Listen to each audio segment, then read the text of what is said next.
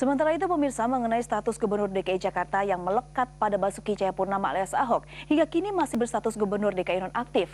Namun jika setelah 11 Februari 2017 mendatang, saat cuti Ahok habis, bila Ahok masih menyandang terdakwa, maka Ahok akan kembali dinonaktifkan.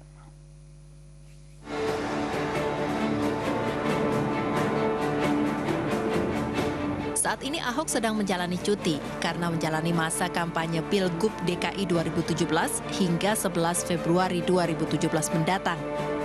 Seharusnya setelah itu ia bisa kembali duduk sebagai Gubernur DKI Jakarta yang aktif. Namun, kini Ahok tersandung kasus dugaan penistaan agama.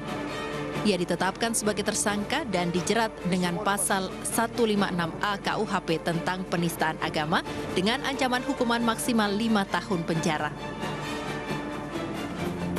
Kepala Biro Hukum Kemendagri Widodo Sigit Pujianto menjelaskan, sesuai aturan maka kepala daerah yang berstatus terdakwa akan diberhentikan sementara.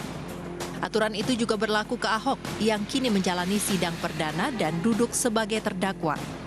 Setelah 11 Februari 2017 saat cuti Ahok habis, bila ketika itu Ahok masih berstatus terdakwa, maka ia akan kembali dinonaktifkan.